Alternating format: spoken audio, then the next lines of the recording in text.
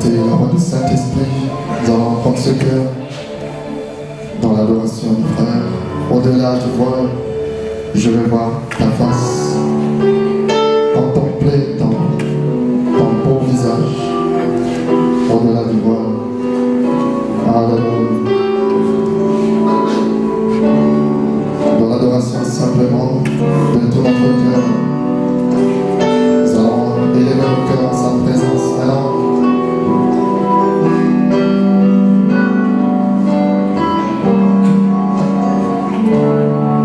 Au-delà du voile, au-delà du voile, au-delà du voile, je veux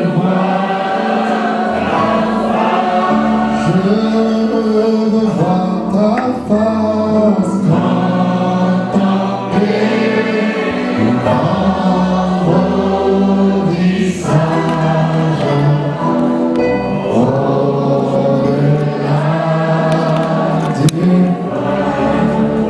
Au-delà du voile,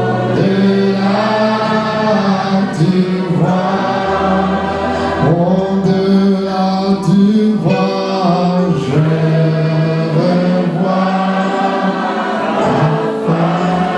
je veux voir ta face, contempler ton beau visage. Au-delà du voile, oh que tu es beau, tu es beau, oh que tu es beau, oh que tu es beau, oh que tu es beau, que tu es beau, tu es. Alléluia. Maintenant, doucement, doucement. Oh que tu es beau, tu es. Oh que tu es beau, que tu es.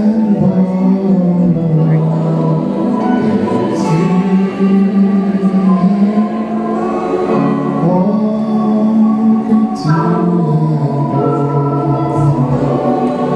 que tu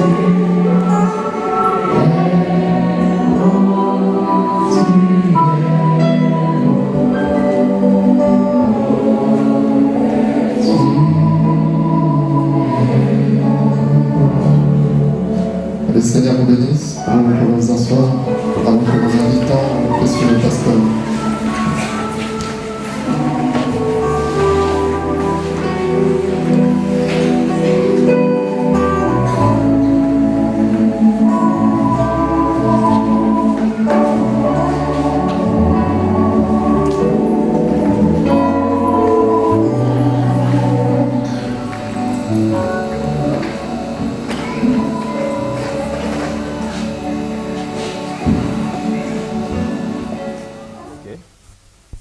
Vous appréciez le Seigneur? Vous appréciez le Seigneur?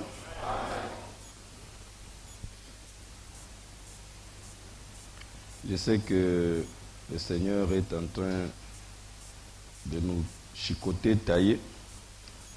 Parfois, ça ne fait pas du bien, surtout quand on est habitué à se réjouir quand la parole vient.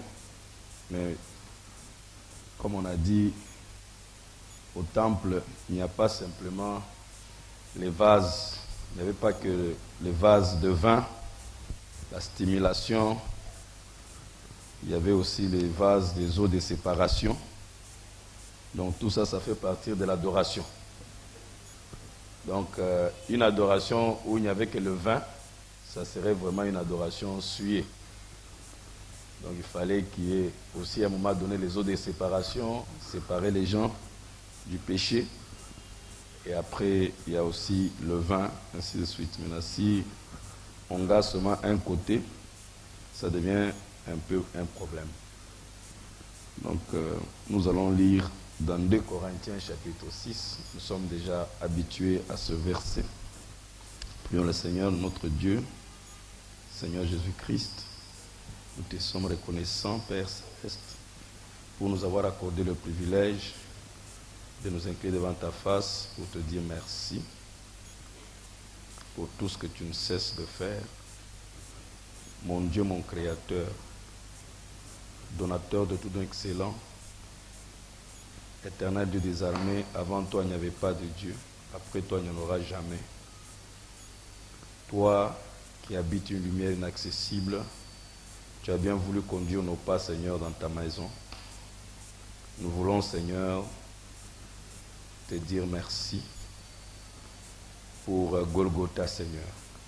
Si tu n'étais pas mort pour nous, nous serions perdus.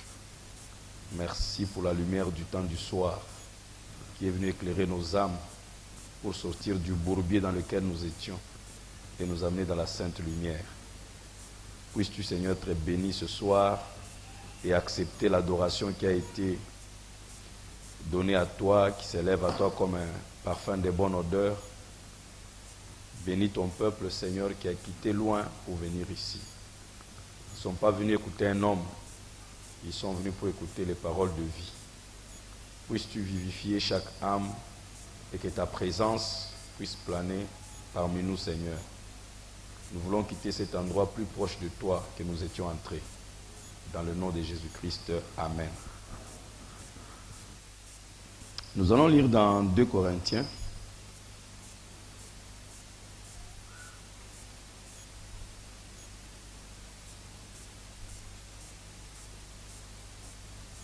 Chapitre 6.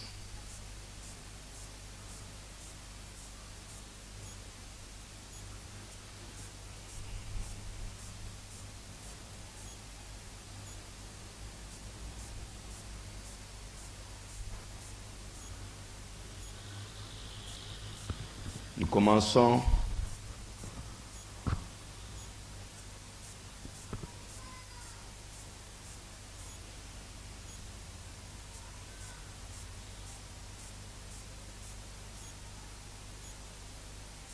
au verset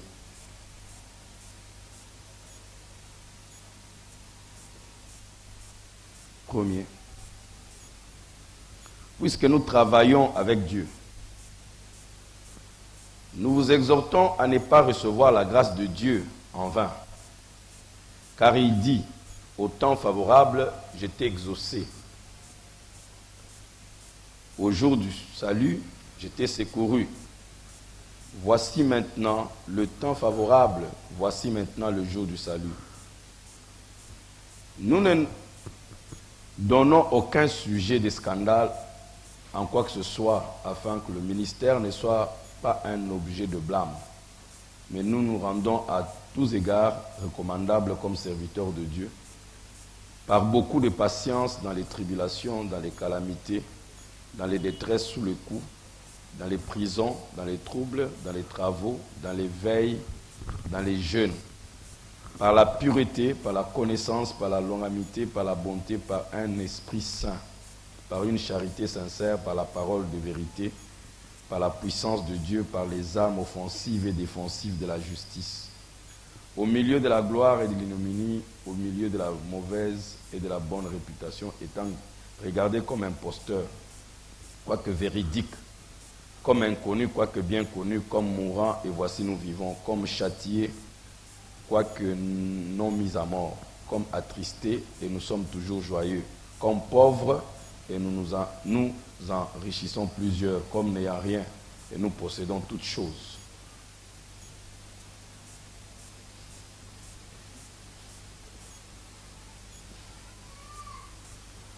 Notre bouche s'est ouverte pour vous, Corinthiens, notre cœur s'est élargi. Vous n'êtes point à l'étroit au-dedans de nous, mais vos entrailles se sont rétrécies. Rendez-nous l'appareil, je vous parle comme à mes enfants, élargissez-vous aussi. Ne vous mettez pas avec les infidèles sous un joug étranger, car quel rapport y a-t-il entre la justice et l'iniquité? Où y a-t-il de commun entre la lumière et les ténèbres?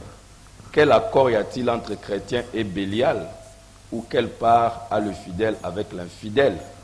Quel rapport y a-t-il entre le temple de Dieu et les idoles? Car nous sommes les temples du Dieu vivant, comme Dieu l'a dit, j'habiterai et je marcherai au milieu d'eux. Je serai leur Dieu et ils seront mon peuple. C'est pourquoi sortez du milieu d'eux et séparez-vous, dit le Seigneur. Ne touchez pas à ce qui est impur, je vous accueillerai. Je serai pour vous un père et vous serez pour moi des fils et des filles, dit le Seigneur Tout-Puissant. Amen. Je vais vous asseoir. Que Dieu bénisse avec sa parole. Encore une fois, ce soir, nous allons continuer avec le modèle. Amen. Et nous savons que c'est Paul qui a donné le modèle. Il a exigé. Et le prophète dit que Dieu a exigé que nous puissions nous tous suivre ce modèle. Donc, prêcher comme Paul. Et il a montré que tous les serviteurs de Dieu ou tous les messagers, véritables messagers de Dieu, leur souci majeur, c'est de travailler pour qu'ils se rapprochent plus du modèle de Paul. Donc, Dieu, en disant ça, il sait d'avance que quand nous venons à lui, nous n'avons pas le niveau de Paul. Nous ne sommes pas comme Paul. C'est pourquoi il a établi Paul comme modèle. Et il les demande, c'est que nous tous, nous aspirions à ce modèle. Et Dieu n'aura pas d'autre modèle. Il nous a dit ça. Amen. Et c'est Paul ici. Parce que nous avons vu que il a été dit à Moïse, prends soin à ce que tu fasses le tabernacle, tu construises le tabernacle selon le modèle qui t'a été montré sur la montagne. Prends soin de construire le tabernacle. Et Paul ici dit, nous sommes le temple, donc le tabernacle du Dieu. Le temple et le tabernacle, ça a la même fonction. C'est la maison de Dieu. Tabernacle, c'est simplement parce qu'ils étaient en voyage. Ils ne pouvaient pas construire un bâtiment fixe. Et le tabernacle montre qu'ils étaient en voyage. Donc, c'était un tabernacle de Dieu dans le déplacement dans le désert. Et quand Dieu leur a donné le repos dans le pays, ils ont construit un bâtiment solide qui est appelé temple. Donc maintenant, on ne bouge plus, on montre qu'on est arrivé au repos. Donc, ça a même fonction. Et avant qu'il y ait le temple, ils ont d'abord continué à adorer dans le tabernacle. Et cette fois-ci, il ne se déplaçait plus, il était fixe. On l'a fixé, on ne l'enlevait plus. Dans le déplacement. Donc, malgré qu'on est dans le désert, on continue quand même à voir le tabernacle du Dieu vivant. Dieu doit habiter parmi son peuple malgré la marche, le campement dans le désert. Donc Dieu tenait. Il dit, comme il a dit, voici, j'habiterai au milieu d'eux et je marcherai au milieu d'eux. Donc Dieu a toujours eu le désir d'habiter parmi le peuple. Et c'est ce modèle qui a été donné à Moïse, que Dieu donne à Paul. Quand Frère Branham dit qu'il a été donné à Paul le modèle, c'est quel modèle? Il dit ce modèle a été donné à la Pentecôte dans la chambre haute, quand le Saint-Esprit est descendu. Qu'est-ce qui s'est passé? Dieu, à nouveau, la colonne de feu, on a vu la colonne de feu entrer, s'est divisée cette fois-ci sur 120 tabernacles ou 120 temples. Et dit, c'est ça le modèle. Il n'y aura pas un autre modèle. Parce que depuis là-bas, chez Moïse, Dieu voulait habiter parmi le peuple dans le type. Quand Moïse a conçu le tabernacle, selon le modèle, pour prouver que c'était exactement selon le modèle, Dieu est venu mettre son sceau d'acceptation. C'est comme quand quelqu'un construit pour vous la maison, un entrepreneur construit la maison ou un bâtiment pour quelqu'un. Il y a un temps, on dit, il doit livrer la maison ou le bâtiment ou quoi que ce soit qu'il a fait pour vous, il doit livrer. Et pour livrer, on vient, on vérifie. Est-ce qu'il a fait les fenêtres selon le modèle, le plan? Est-ce qu'il a fait? Ainsi. S'il y a des choses qui ne tiennent pas ou quelque chose qui ne marche pas, le propriétaire a le droit de refuser de réceptionner. Et Dieu a fait aussi une remise et reprise avec Moïse, où il a fait la réception du projet. Et pour montrer que Dieu était content, il est descendu. Il a habité dans le tabernacle. Et pour prouver aussi du temps de Salomon que Salomon a respecté le modèle que Dieu a donné, Dieu est descendu et il a habité dans le temple. Et quand Jésus-Christ vient et qu'il est allé dans le Jourdain pour être baptisé, encore un tabernacle du Dieu vivant, Dieu descend, très content, fier. Il dit, celui-ci est mon fils bien-aimé, en qui il me plaît d'habiter. C'est la première fois que Dieu pouvait prononcer une parole ouvertement comme ça, qu'il veut habiter dans un homme. C'est pourquoi ce fut un scandale pour les Juifs. Depuis que l'homme est tombé, perverti, il a oublié qu'il était le tabernacle de Dieu, ils ont dû tuer Jésus parce qu'il déclarait ouvertement que Dieu habitait en lui. Donc pour montrer que Dieu acceptait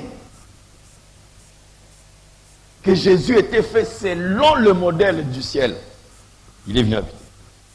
Et Jésus dit aux disciples, restez à Jérusalem, ne partez pas prêcher d'abord, restez là, jusqu'à ce que la puissance d'en haut vienne. Donc vous devez aussi être scellés. Donc Dieu doit mettre un sceau d'acceptation que j'ai accepté. Ils sont restés là. Premier jour, il fallait un prophète pour nous révéler pourquoi le Saint-Esprit est venu le 10e jour. 50 jours après le départ de Christ. C'est pourquoi on appelle ça Pentecôte, parce que c'est 50 jours. Mais les 10 jours là, c'était quoi?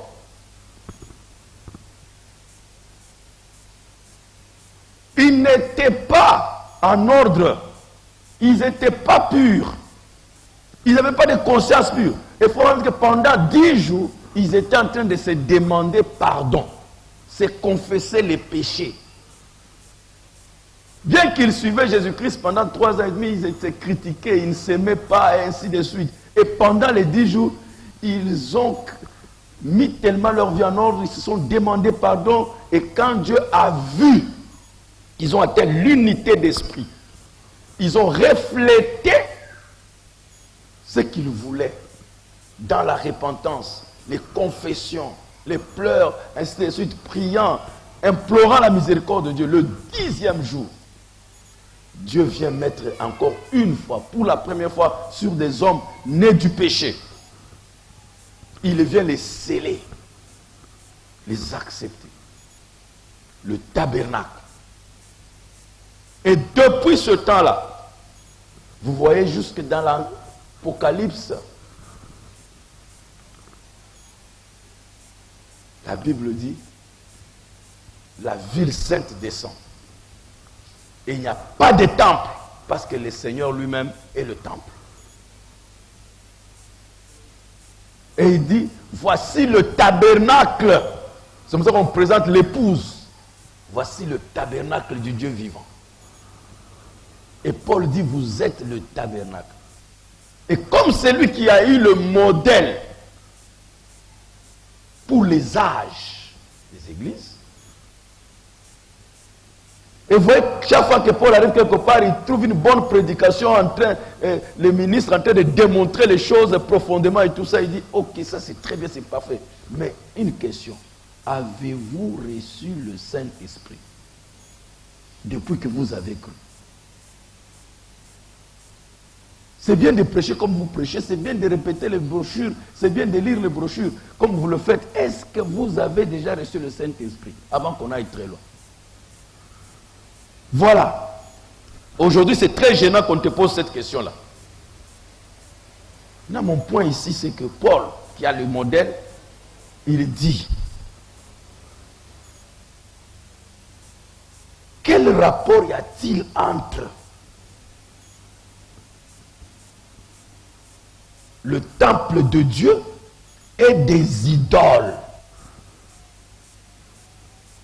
Comment est-ce qu'on dit? Ne vous mettez pas sous les joues, le même joug avec les infidèles. Sous un joug étranger. Car quel rapport y a-t-il entre la justice et l'iniquité? Ou qu'y a-t-il de commun entre la lumière et les ténèbres? Parce que vous êtes censés être les fils de lumière. Vous êtes censés être les enfants de lumière. Pourquoi vous vous mettez maintenant sous le même joug avec des étrangers? Des gens qui n'ont rien à voir avec Dieu. Pourquoi tu te mets sous le même joug? Si tu sais que cette amitié que j'entretiens ne m'amène pas plus près de Dieu, ne me rapproche pas de Dieu, pourquoi tu dois continuer à rester là? Pourquoi? Tu n'as pas raison de te mettre sous un joug étranger ou avec des infidèles, te mettre sous les jougs des infidèles. Tu n'as pas besoin de te lier. Tu n'as pas un intérêt. Tu veux plaire qui? Tu veux plaire qui? Qui t'a dit que tu ne peux pas vivre sans amis qui ne croient pas comme toi? Moi, j'ai grandi sans amis païens parce que de notre temps, personne ne pouvait supporter notre vie. Un garçon qui ne veut pas se lier avec les autres, aller dans les clubs, aller dans les bars, aller dans les... Non! On te trouve des drôles. Mais on n'est pas mort, on est resté là. Entre nous, des jeunes frères. Parce qu'au moins on sait que quand on se retrouve, on va lire la Bible, on va chanter les cantiques, on va prier, on va s'exhorter. Et quand on se sépare, on sent qu'on a eu quelque chose de plus. Pourquoi se mettre sous un joug avec un infidèle? Parce que quand on dit joug, c'est un fardeau. C'est une pesanteur, ça va te tirer vers. Et vous remarquerez que si vous êtes un chrétien, un jeune ou quoi que ce soit, ou vieux, quand vous êtes avec les païens, c'est difficilement que vous les influencez vers la parole. Sinon, vous les aurez amenés ici. Vous les aurez amenés ici, ils ne viennent pas ici. Ils savent où vous priez. Ils savent ce que vous priez. Mais ils ne viennent pas ici. Mais vous, ils vous ont de temps en temps amené dans leur milieu. De temps en temps, ils vous ont influencé à parler leur langage. De temps en temps, ils vous ont influencé à mentir comme eux, à escroquer comme eux, à voler comme eux. C'est pour vous dire que le joug étranger a plus de force que vous, même, qui pouvez amener quelqu'un à Christ.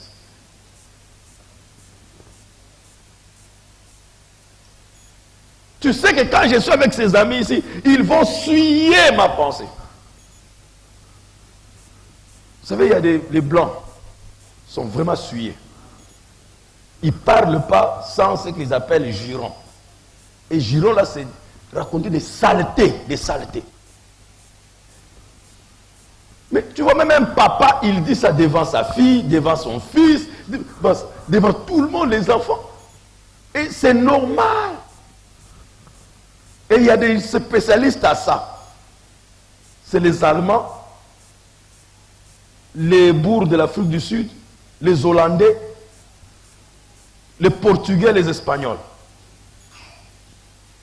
Mais au moins, la majorité de tous les Blancs, ils font ça. Et vous trouvez des frères parfois, quand un païen raconte des bêtises, il rit. Il rit quoi? Chaque fois que j'ai été en présence de ces gens-là, dès qu'il a raconté une bêtise, je dis, monsieur, tu arrêtes. Tu vas raconter tes bêtises là ailleurs quand je ne suis pas là. Moi, je suis chrétien, je suis un pasteur, je ne veux plus t'écouter dire ça. Mais parfois, vous écoutez des bêtises dans les marchés et tu ris. On raconte une histoire comme ça. Les femmes, elles rient à l'école. Vous mettez sur les joues avec les infidèles. C'est là Paul dit, mais vous êtes le temple de Dieu. Quel rapport y a-t-il entre la justice et l'iniquité? Pourquoi vous venez à l'église? Dimanche, on a fini avec l'écriture qui a dit, choisissez. Vous êtes ici pour être un temple. Vous allez tabernacler. Vous allez être le temple soit des démons ou soit le temple de Dieu vivant.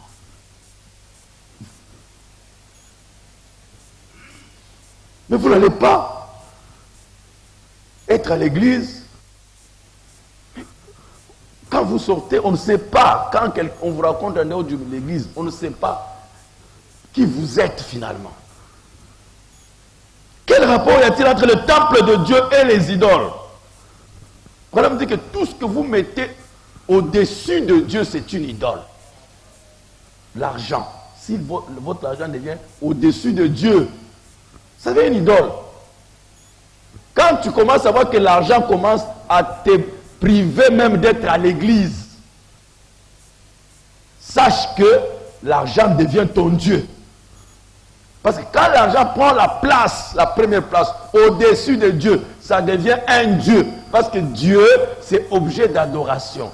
Adorer, c'est vénérer, élever dans son cœur, dans son âme, quelque chose au-dessus de tout.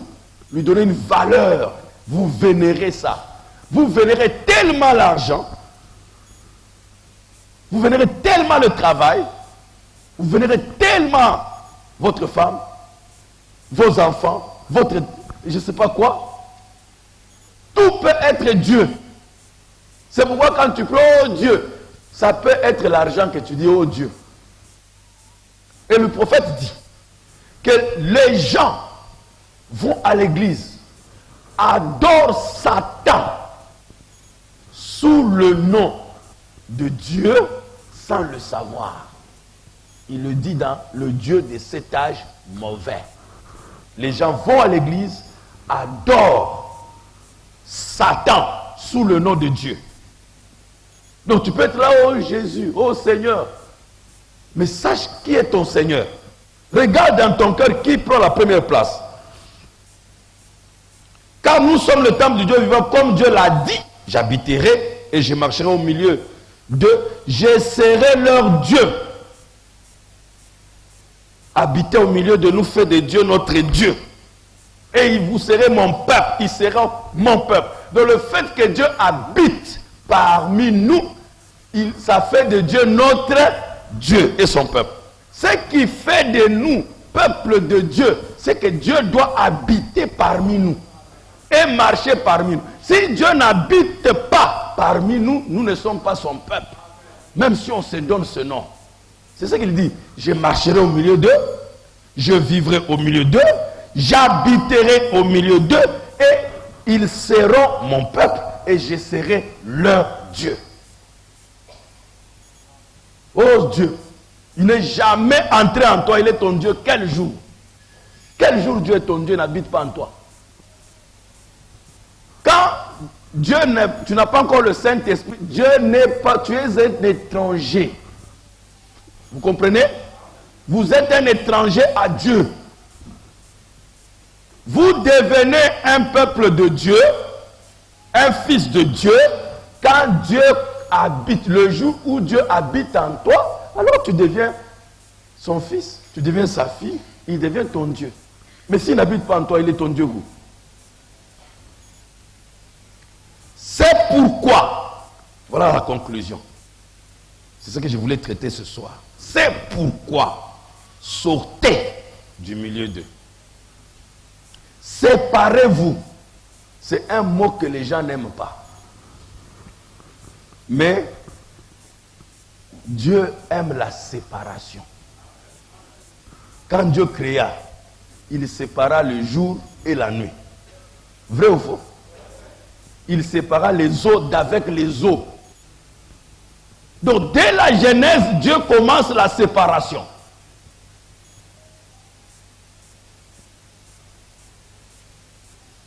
Dieu sépare. Il demande à Abraham de quitter son père. Il dit, sépare-toi de ton père. Mais Abraham, têtu qu'il est, il a pris quand même son père. Sépare-toi de la maison de tes frères. Têtu qu'il est, il a pris l'autre. Et Dieu les laisse marcher pendant un temps. Allez, son père meurt. Le père, c'est le type de la vieille nature. Le vieil homme est mort. Il continue avec l'autre. Dieu regarde sentiment familial, sentiment humain, ainsi de suite. Dieu dit, attends, tu vas comprendre. Paf, il suscite la guerre, un conflit d'intérêts. C'était tellement fort qu'Abraham a été obligé, forcé, Dieu l'a forcé dans ce conflit-là, de se séparer. Il dit, bon, écoute, mon neveu, tu es mon parent, mais je crois que le temps est arrivé où on doit se séparer. Si tu prends la gauche, je prends la droite. Tu prends la droite, je prends la gauche. Tu vas à l'ouest, je vais à l'est. Tu vas au sud, moi je vais. On se sépare. Et ils se sont séparés. Et le prophète utilise ce verset-là, vérifiez, pour prêcher. La parole de Dieu demande une séparation totale d'avec l'incrédulité. Comment pouvez-vous avoir les yeux pour voir que l'autre typifie l'incrédulité? Donc l'incrédulité, c'est un homme fait chair. Ici, l'incrédulité, c'était un homme fait chair. Pour la raison de se séparer, parce que vous êtes avec des gens qui tuent votre foi. Ils ne vous encouragent jamais. Ah, tu crois que ça peut aller? Je vais vous donner un conseil. Si vous voulez évoluer, séparez-vous de tous ceux qui sont négatifs. C'est pourquoi les projets, ne les donnez jamais aux gens. Gardez vos histoires jusqu'à ce que vous avez réalisé. Dès que tu commences à parler, il commence à donner son opinion. Peut-être c'est un bon conseil, mais cet conseil-là, ce n'est que l'incrédulité. Qu'on vient te s'aimer.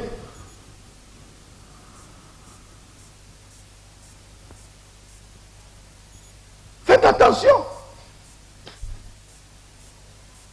C'est beaucoup de gens influencent. On s'influence. Ne blaguez pas avec l'influence. L'influence, c'est quelque chose de très fort. Tu ne vivras jamais au-dessus de ton milieu dans lequel tu es. Tu ne vivras jamais au-dessus de l'atmosphère dans laquelle on te place. C'est pourquoi le prophète dit, quand vous allez dans une église qui ne parle jamais de la foi, du surnaturel, vous ne vivrez jamais le surnaturel. Vous n'expérimenterez jamais cela. Parce que vous ne pouvez pas sortir au-delà de l'atmosphère dans laquelle on t'a mis. C'est comme nous ici. Vous ne quitterez jamais l'atmosphère ici. On est là cloué au sol. Mais pour que l'homme quitte l'atmosphère, il était obligé d'inventer ce qu'on appelle la fusée. Qu'est-ce que la fusée? C'est un engin à qui on a doté de puissance atomique pour briser.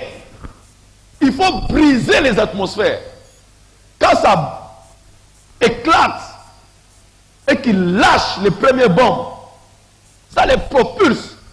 Il arrive à un certain niveau, il lâche encore. Donc, il faut le feu. C'est la puissance du feu qui brise les atmosphères. Vous êtes dans les atmosphères des maladies.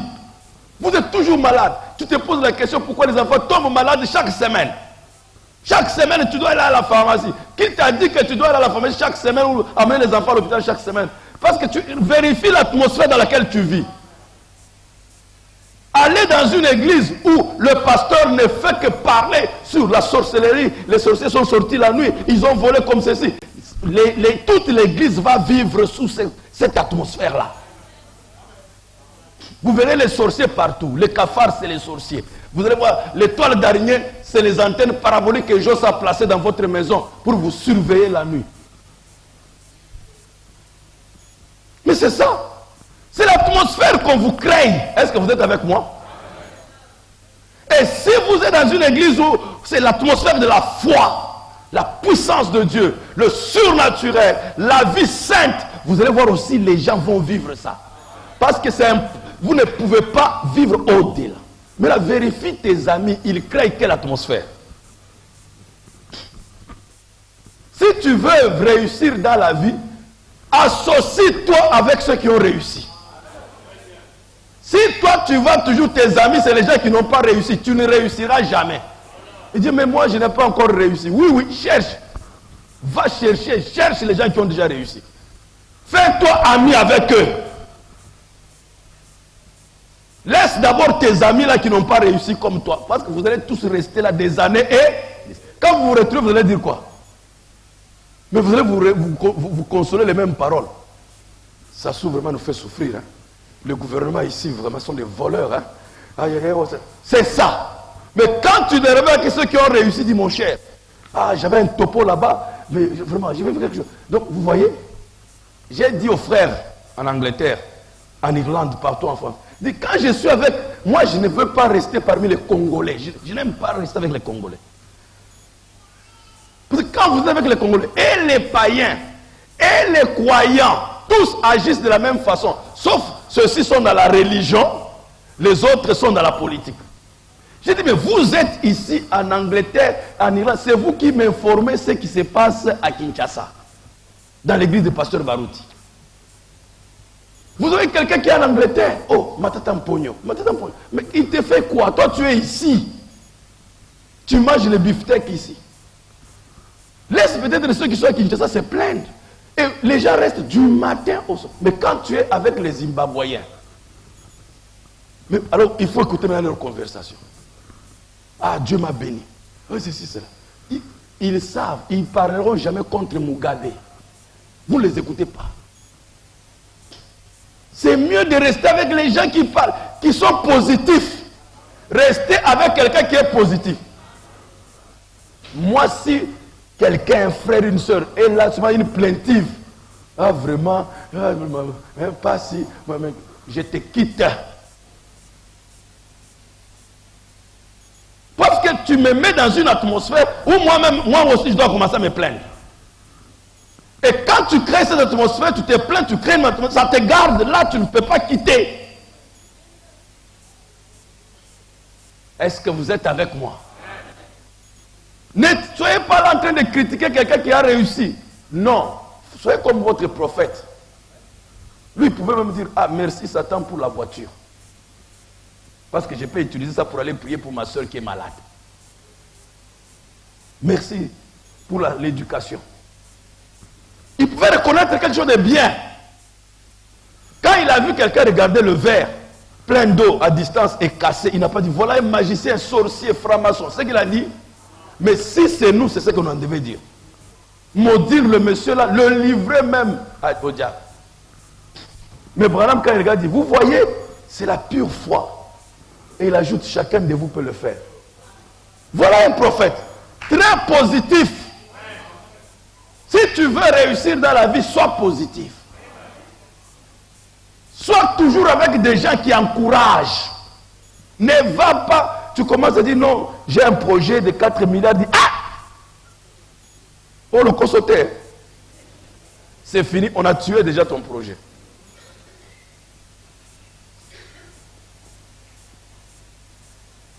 l'atmosphère. Est-ce que vous êtes avec moi?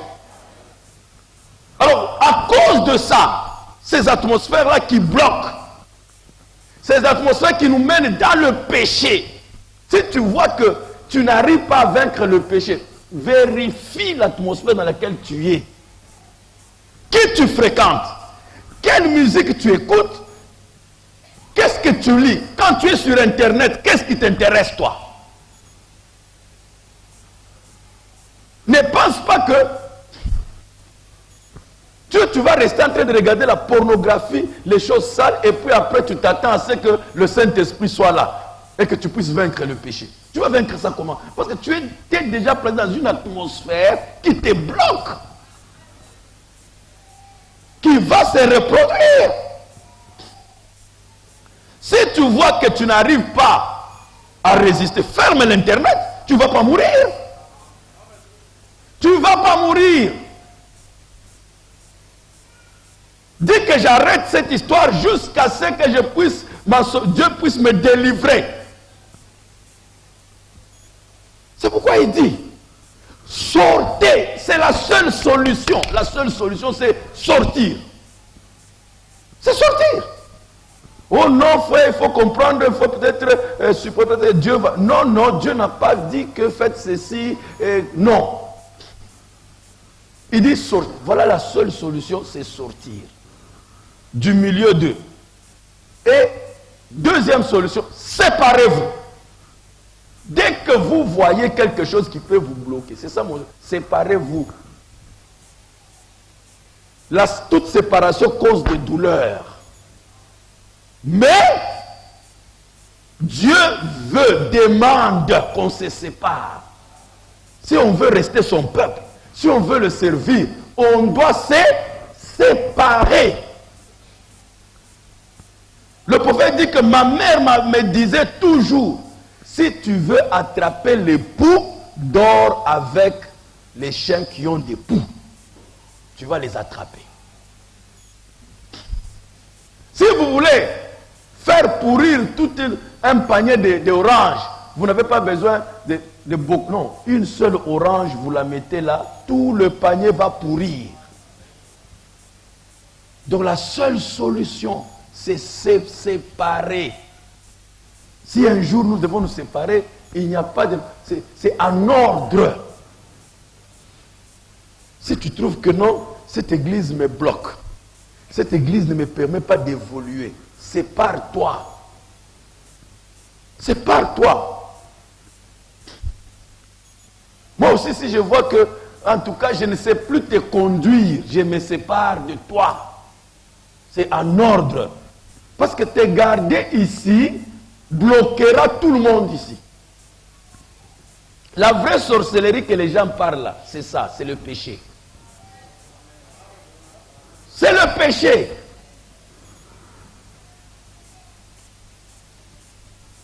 Vous ne croyez pas ce que je vous dis? Écoutez, frère Wana. Vous aimez le prophète?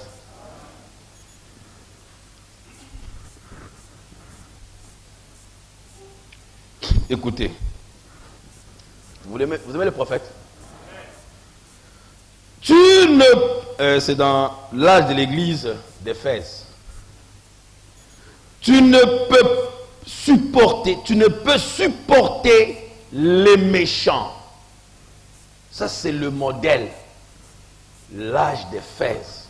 Tu ne peux supporter les méchants. Être chrétien, l'amour n'est pas synonyme de l'idiotie. L'amour n'est pas synonyme de la timidité.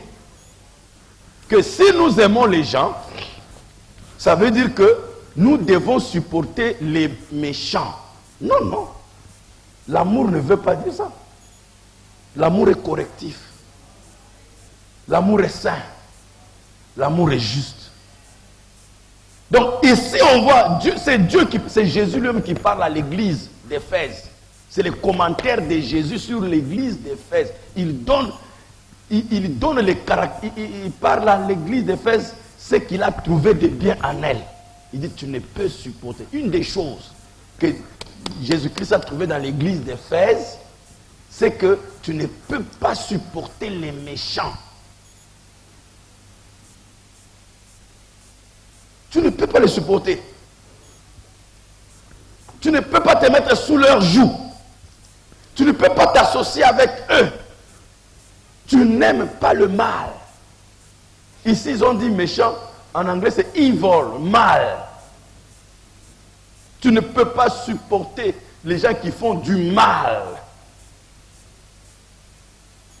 Tu ne supportes pas le mal. Vous savez qu'est-ce que supporter? Les chaises sur lesquelles vous êtes assis là vous supportent. C'est un support. Ça vous accepte. Ça prend votre poids. Au lieu que vous puissiez tomber, ça vous supporte. Ça vous garde. Et il y a des saints, des chrétiens ou des frères qui supportent le poids du mal, le joug. Ils aiment prendre le péché sur eux, ils supportent ça. Quelqu'un peut être ici en train de faire du mal, tu supportes, tu acceptes.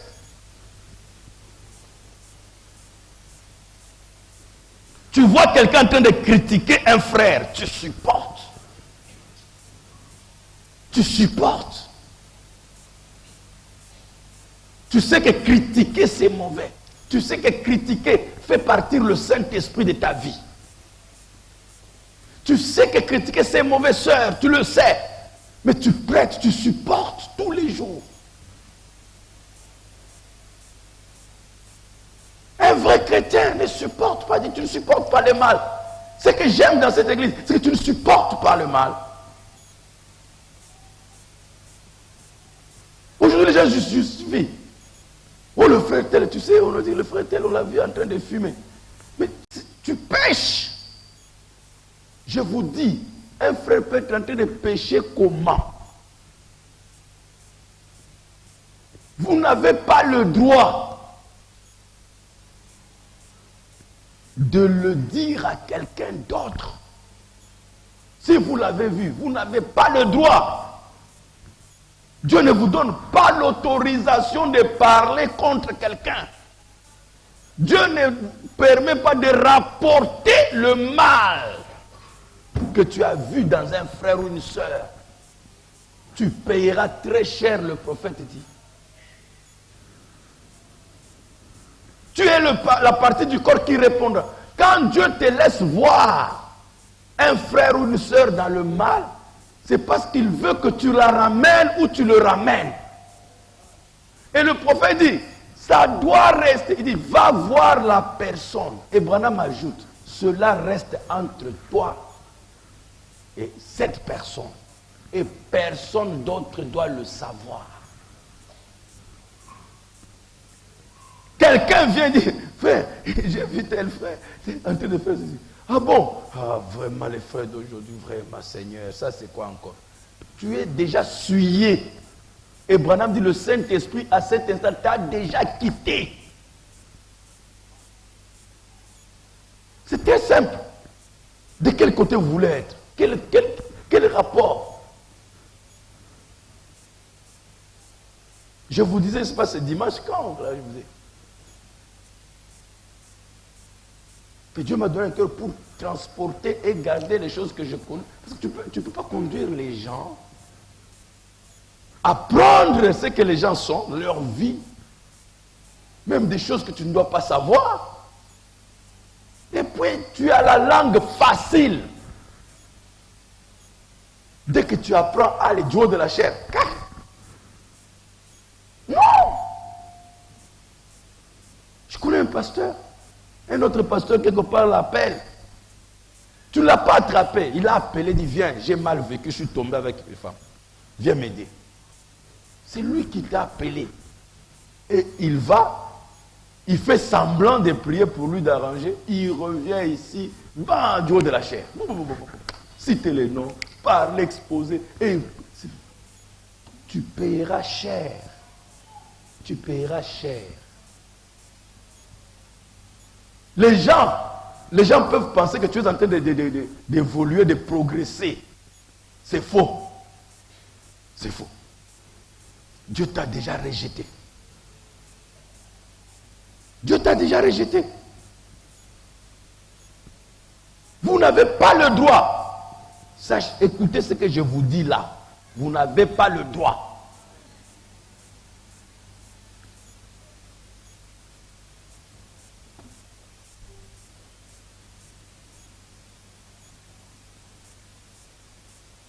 Vous supportez des choses insupportables. On commence à s'insulter. Les insultes sont entrées dans l'église. On supporte. Les clans. On supporte. La haine. Vous supportez le mal. Tu es ici, tu ne salues pas ta soeur. Tu es ici, tu ne sais pas sourire, tu ne sais pas regarder ta soeur ou ton frère dans les yeux. Toi, tu as quel esprit? Vous ne supportez pas le mal. Et tu as éprouvé ceux qui se disent apôtres et qui ne le sont pas. Et tu les as trouvés menteurs. Écoutez, moi j'aime les commentaires du prophète dans les exposés. Il faut bien lire l'exposé, c'est bien. Il y a même, je crois, je ne sais pas s'ils ont déjà fait ça en français, mais en anglais, il y a déjà, on a mis ça sous bande. Ces Éphésiens croyaient que le peuple de Dieu doit être saint. C'est ce que Paul a dit. De ces Éphésiens croyaient que le peuple de Dieu, j'aimerais que vous saisissiez ceci. Très bien. D'après ce verset, ils avaient pris des mesures, hein? S'ils ont pris les mesures, et nous avons vu que Paul Branham a dit que nous devons suivre le modèle. Donc si Paul, le modèle là-bas, c'était prendre des mesures, on va les prendre aussi ici. Ils prenaient des mesures pour éloigner du corps le levain du péché. Ah. C'est là où nous avons failli. Ici, sur cette citation ici. On constate le levain, on constate le péché, mais on n'a jamais pris les mesures pour chasser le péché, le levain là. Écoutez comment le prophète commente. Et je vais vous montrer comment il montre, comment on va les chasser. Éloigner ça.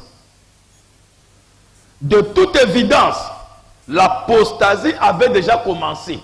C'est ça qu'on appelle Éphèse. Aspirer et relâcher. Le péché s'était déjà introduit. C'était plutôt, pas déjà. Le péché s'était introduit dans l'église, pas déjà. Mais ils ont obéi à la parole de Paul, qui leur avait dit d'ôter le méchant du milieu d'eux. Il fallait ôter le méchant, coûte que coûte. Et ils obéissaient. Il faut obéir pour ôter le méchant. Il ne doit pas rester parmi nous. On doit se séparer.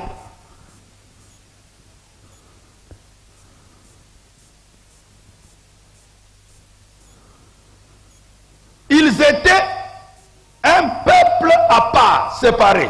Ça veut dire séparé. Ils étaient sortis du monde. Vrai ou faux? Nous sommes sortis du monde? Est-ce que nous sommes sortis du monde? Maintenant il dit, ils étaient sortis du monde. Et à présent, ils n'allaient pas laisser le monde s'introduire parmi eux. Ils sortent du monde. Maintenant, nous sommes sortis du monde. Est-ce qu'on va laisser maintenant le monde venir ici? On va se séparer. Dites Amen.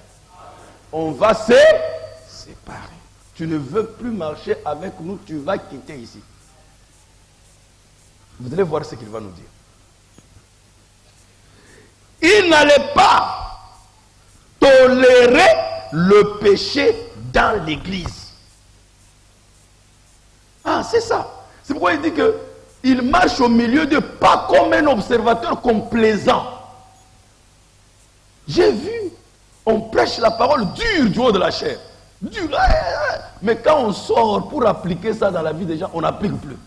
On devient moribond. Mou. Ce qu'on dit à la chair là, dans la pratique zéro. Non, non. On doit, quand ça, la même manière que ça sort là, on va dans la pratique, on t'attrape. Que tu es un méchant, tu vas quitter ici.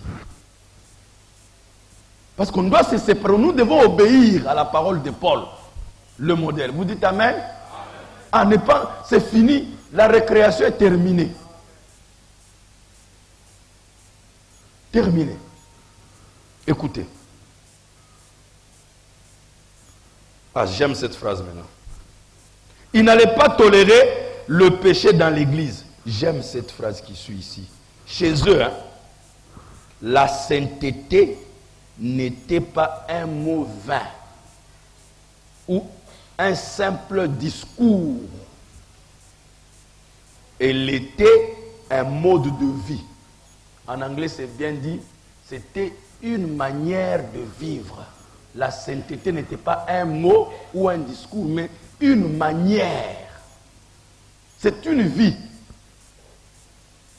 Et si c'est ça le modèle, ça doit être le modèle ici. Vous dites Amen.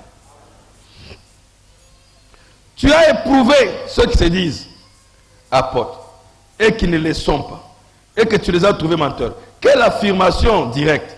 Tu as éprouvé ceux qui se disent apôtres. N'est-ce pas présomptueux? Quel droit ces gens ont-ils d'éprouver ceux qui se disent apôtres? Et comment les éprouvent-ils? Oh, j'aime cela. C'est ici, dans Galates 1:8. Mais quand nous-mêmes, quand un ange du ciel annoncerait notre évangile, que celui que nous vous avons déjà prêché, qu'il soit anathème. Ce sont les apôtres qui avaient apporté la parole originelle aux gens. Cette parole originelle ne pouvait pas changer, pas même d'un seul point ou d'un seul tiret. Paul savait que c'est Dieu qui lui avait parlé. C'est pourquoi il disait, même si je venais essayer d'apporter une deuxième révélation, essayez de faire une seule petite modification à ce que j'avais apporté à l'origine, que je sois anathème. Vous voyez, Paul savait que la première révélation était juste. Dieu ne peut pas donner une première révélation, puis ensuite une deuxième révélation. Vous voyez?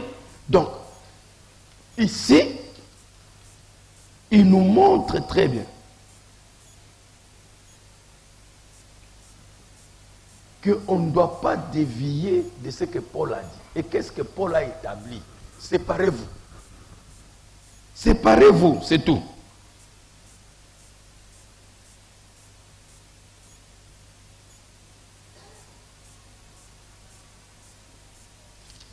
Vous dites Amen?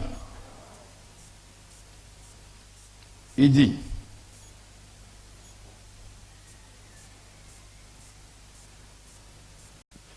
il connaissait la vie droite qui accompagne celui qui porte ce nom. Donc, ces saints savaient, hein, la vie correcte, droite. Quand quelqu'un a le nom de Jésus, il savait comment cette vie, la vie qui le suivait, une vie sainte. En effet, que quiconque prononce le nom du Seigneur s'éloigne du péché. Vous dites Amen. Vous dites Amen. Soyez saints, il revient encore. Vous qui portez les vases de l'Éternel, tu ne porteras pas le nom du Seigneur ton Dieu en vain. Ces Éphésiens étaient des chrétiens. Ils portaient un nom, et ce nom était Christ, et qui était l'Esprit de Dieu en eux, et qui était l'une des trois parties du nom de leur Seigneur.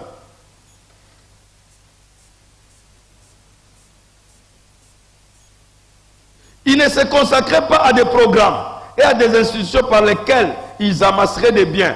Ils travaillaient pour le Seigneur. Ils étaient ses serviteurs et non les instruments d'une organisation. Ils n'allaient pas à l'église le dimanche parler de ce nom, puis pour ensuite l'oublier pendant le reste de la semaine. Ils ne servaient pas ce nom de lèvres seulement. Non, messieurs, c'est leur vie qu'ils donnaient. Tout ce qu'ils faisaient, ils le faisaient en ce nom-là. c'est en ce nom qu'ils agissaient. Et s'ils ne pouvaient pas agir en son nom, ils n'agissaient pas. C'était des chrétiens placés dans les lieux célestes dont le comportement était dans le Seigneur. Mais ce groupe de la fausse vigne qui voulait suyer le nom s'approchait comme des loups qui rôdent dans les ténèbres en attendant le moment d'entrer pour déchirer. Mais les saints ont supporté l'épreuve et ils ont gardé la parole et le nom de Dieu.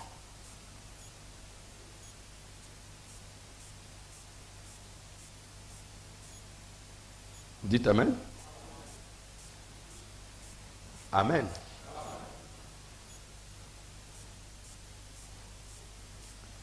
Avant que je puisse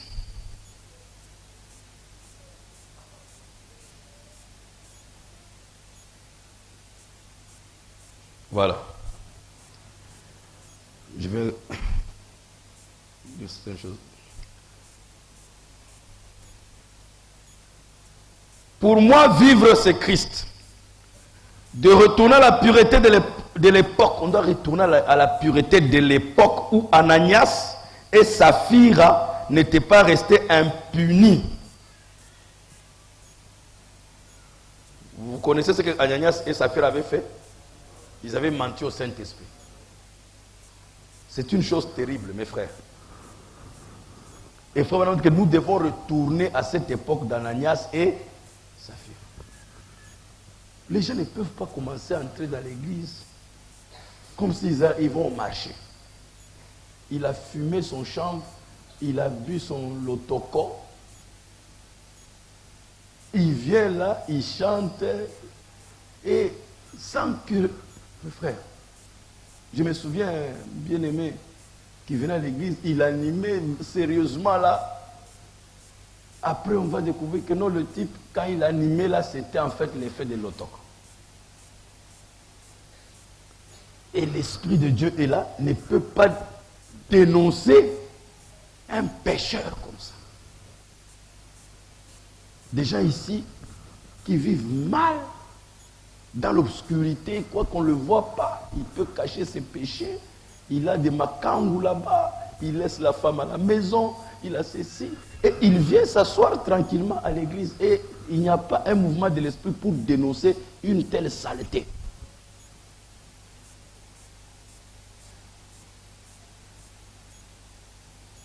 Aujourd'hui, tout est souillé. Tout est souillé. Même quand vous consacrez un mariage à la chair, c'est un mariage souillé. Ils se sont déjà connus et tout ça. Et on vient seulement faire un semblant comme du théâtre à l'église. Comment on peut continuer? On se moque de Dieu ou quoi? Le mariage est appelé sacré, c'est quelque chose de sacré.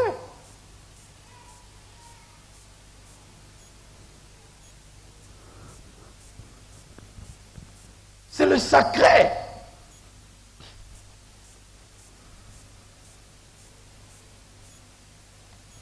On doit craindre Dieu, on doit respecter Dieu.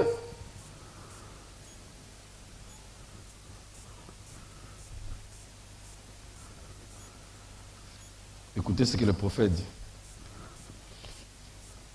Question et réponse 61.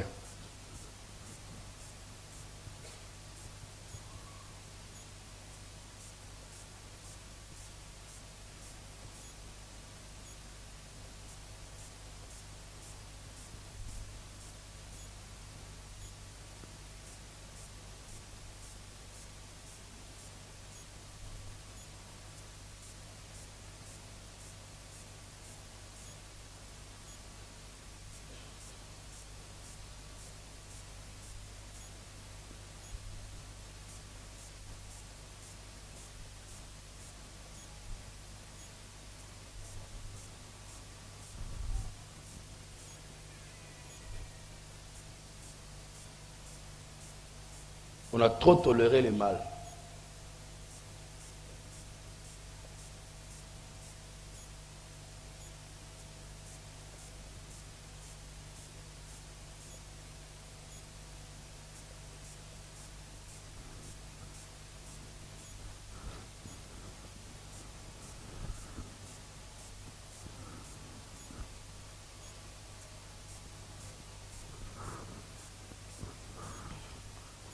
Question-réponse 61, le 12 janvier 61.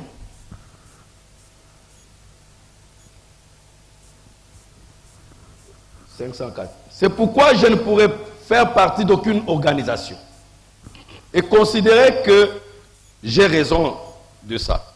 Voyez, par conséquent, je ne cherche pas à faire entrer des gens pour en faire des membres. Ainsi de suite comme ça. Parce que je crois que nous sommes membres par une naissance. Nous entrons dans l'église du Dieu vivant par une naissance. Voyez, est-ce que vous êtes avec moi? Est-ce que vous êtes avec moi? Nous ne retirons pas les gens, les noms des gens d'un registre. Nous ne les excommunions pas. Ainsi de suite comme ça. Parce que je crois que ces choses ne relèvent pas de nos fonctions. Je crois que c'est Dieu qui se charge d'excommunier des gens. Voyez, par contre, je crois que nous n'excommunions pas les gens. C'est Dieu qui s'en occupe. Mais par contre, je crois que l'Église, si un frère faisait quelque chose de mal, par exemple, si on surprenait frère Neville, ou frère Junior, ou un frère ici, l'un des diacres, ou des administrateurs, donc personne n'est épargné. Neville, c'était le pasteur associé. Donc, que ce soit le pasteur, que ce soit le diacre, si on le surprend en train de faire du mal, pourquoi Branham va citer Neville? Pourquoi il va citer Neville? C'est pour montrer que Dieu ne fait exception de personne. Le jugement commence depuis la chair.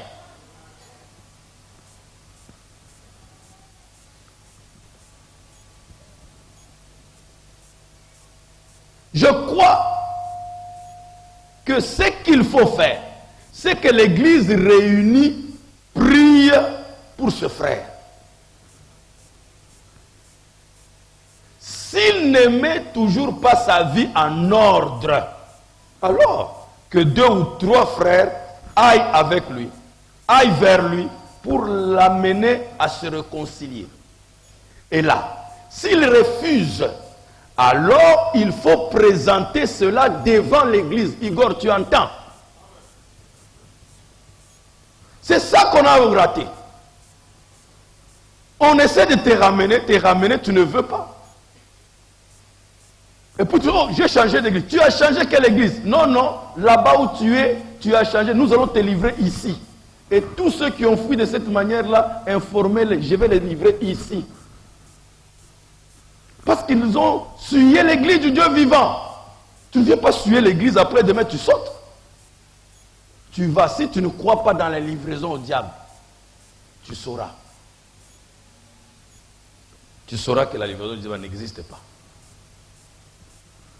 Tu vas partir, tu sauras là où tu iras. Si ça va faire 20 ans, 50 ans, tu sauras que la livraison du diable ne fait rien. Tu sauras toi-même.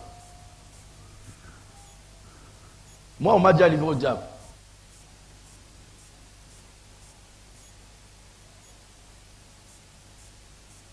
Pas parce que j'avais mal vécu. Bon, j'avais mal vécu dans le sens parce que j'avais parlé de quelque chose du pasteur à d'autres frères. Ce qui n'était pas correct. Et ce n'était même pas mon problème. Et le pasteur Yves, avec qui j'ai travaillé, m'a livré au diable. Mais j'ai payé. Je suis allé arranger, j'ai demandé pardon pour avoir parlé des pasteurs contre lui chez les frères. J'ai payé. Si vous croyez que la livraison du diable au diable n'existe pas, moi j'ai déjà subi ça, je vous informe. Vous saurez que ça n'existe pas. Parfois tu vas partir, tu penses que ça va, tu sauras que ça existe. Un jour, tôt ou tard, vous comprendrez par les résultats que ça existe. Si on vraiment dit que même Neville, on va les livrer au diable. Même Neville. Même comme Igor est là, s'il ne veut pas se mettre en ordre avec la parole, on le livre au diable. Si vrai Jos ne se met pas en ordre avec la parole, on le livre au diable. C'est pas parce que c'est Igor, c'est la femme d'Igor, c'est la femme de Jos, on te livre au diable, bien, bien. Oh Joseph, Gédéon, Sharon, Asnat ou quoi, William, on livre au diable, bien. Et c'est moi le premier à les livrer. Devant vous tous. Il n'y a pas d'exception ici. On a trop toléré le mal. Trop. Écoutez les raisons pour lesquelles on va te livrer.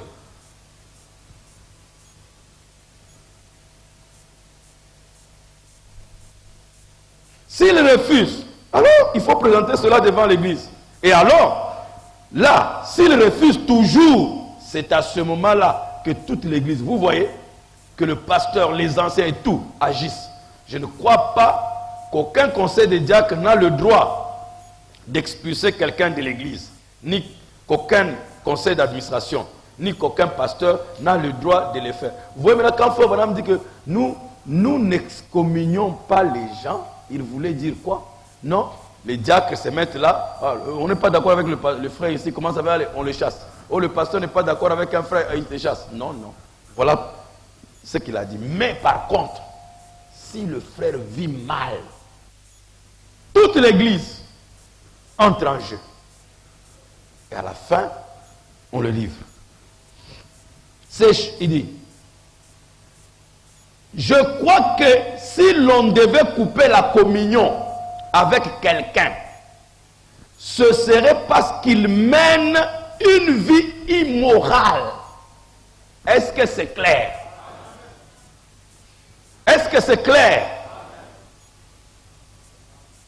Ou quelque chose du genre, vous tous les enfants là, que ce soit fréquentation, fiançailles ou quoi, ou même pas ça ou quoi, vous vivez une vie immorale, voilà ce qui vous attend maintenant. Voilà ce qui vous attend. Si quelqu'un doit être excommunié de cette église, c'est quand il s'agit d'une vie immorale. Ou quelque chose du genre qui n'est pas digne, par exemple, un homme qui viendrait ici et qui suyerait nos jeunes filles. Est-ce que vous les parents, vous entendez? Si quelqu'un vient dans cette église, oh je vais fréquenter la soeur, il commence à coucher avec la fille, il enlève les grossesses, il couche, il enlève les grossesses et tout ça, il souille la fille. Branham dit, une personne comme ça, on livre au diable. Est-ce que vous êtes avec moi? On ne va pas continuer à blaguer comme ça. S'il ne veut pas, lui et la fille, au diable. Je vous ai donné mon propre cas. Je n'avais pas vécu une vie morale.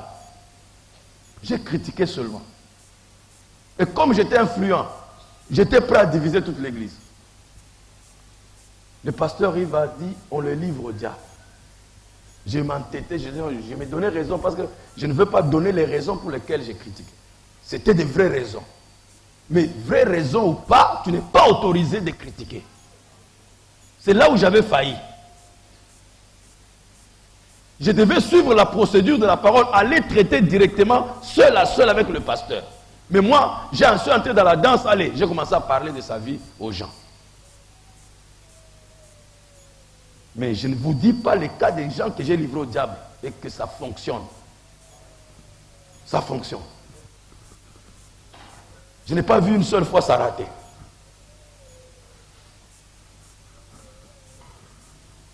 Bon, s'il est dû, écoutez, êtes-vous avec moi? Si le garçon blague, on le livre. Si la fille blague et la fille et le garçon, livré. Si les parents aussi entrent, j'ai livré les parents et tout le monde. S'il faut livrer toute la famille, même les bébés, on livre. Pour que vous compreniez très bien mon langage, qu'on ne va plus tolérer le mal. Parce que si on te livre toi, papa, tu ne sais pas que la malédiction va tomber sur ton bébé. Si toi tu es frappé, c'est le bébé qui est frappé. Quand tu n'auras plus d'argent, tu n'auras plus ceci, qui va souffrir? Hein? Quand Obama fait l'embargo à l'Iran, est-ce que c'est le président de l'Iran qui souffre? Mais c'est le peuple. Alors vous allez faire subir vos péchés sur vos enfants. Les Juifs ont dit à Jésus que ça tombe sur à Pilate, hein, que ça tombe, que son sang retombe sur nos enfants. Et ça n'a pas raté. Hein. Hitler s'est occupé de ça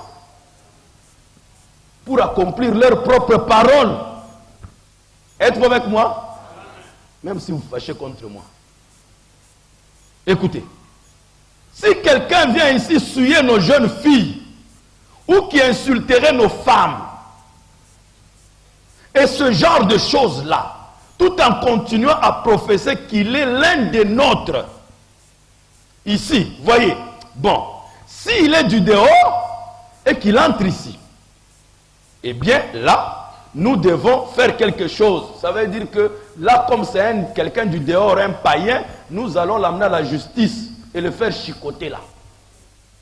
Parce que lui, il est du dehors. On va s'occuper de lui comme un païen. Est-ce que vous comprenez le langage ici?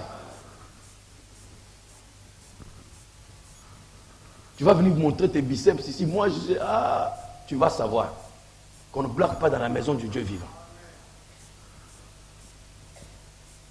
Bon, s'il est du dehors, eh bien, qu'il entre ici, eh bien, là, nous devons faire quelque chose. Mais quand il s'agit d'une personne comme ça, d'une personne immorale, qui cherche à coucher avec nos femmes, ou qui insulte nos filles, ou, vous savez, quelque chose du genre, ou qui a un comportement indécent avec elle, vous voyez quelqu'un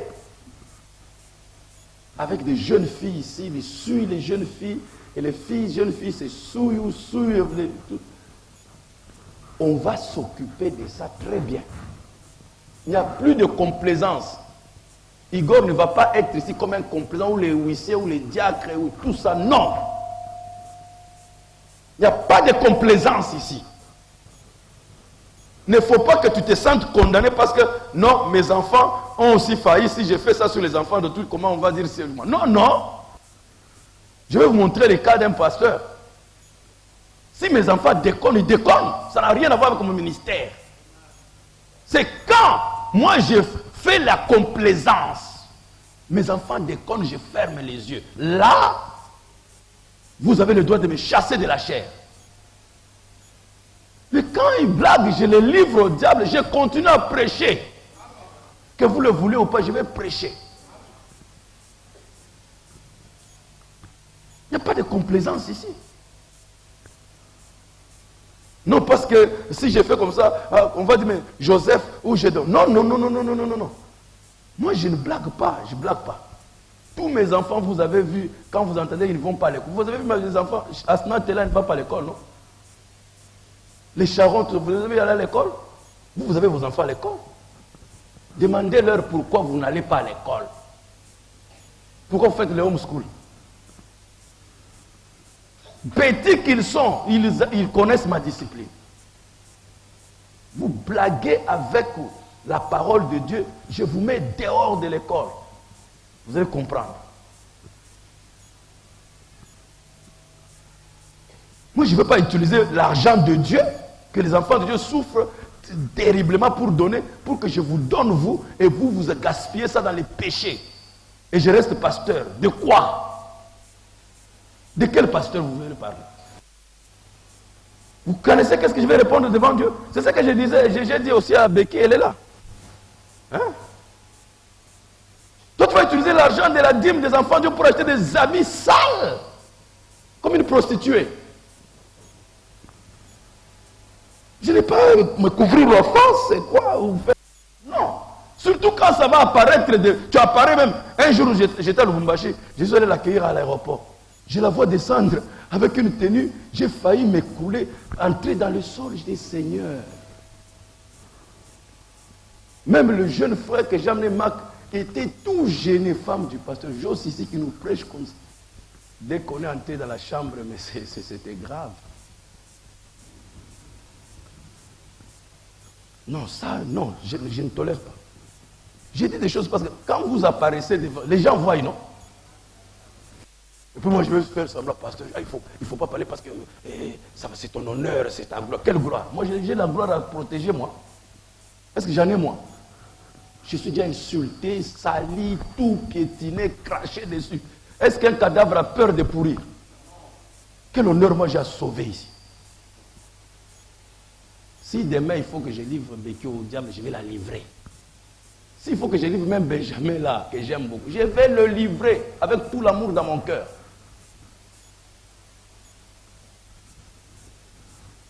Nous avons un ciel à gagner et un enfer à fuir. Moi, je vous ai dit, je ne suis pas ce pasteur-là, maman pasteur, et je connais tous ces gens-là. Que leurs femmes même n'ont même pas le niveau de certaines de leurs brebis. Mais ils ont tellement élevé leurs femmes au-dessus de leurs brebis que les brebis tremblent. Hé, maman pasteur, quelle maman pasteur? Parce que nous nous rencontrons, nous nous connaissons. Et beaucoup d'entre eux sont mes brebis, je les ai tous dirigés. J'ai traité leurs problèmes dans les foyers. Ne trompez pas les enfants de Dieu. Branham, quand Meda blaguait, Branham venait dire à la chair. Quand Dieu l'a frappé, Branham pouvait bien garder ça secret. Si j'ai dit à la chair, on va dire, mais le prophète lui-même, sa femme a claqué la porte derrière lui. Mais comment? Pour garder l'honneur, la gloire et tout. Est-ce que Branham a fait ça? Avec la colonne de feu, l'ange du Seigneur devant, à sa droite, et tout ça, colonne de feu dans son cœur. Il peut monter à la chair. Il dit que Med a fait quelque chose que Dieu n'a pas aimé. C'est ça la sainteté. C'est ça la sainteté.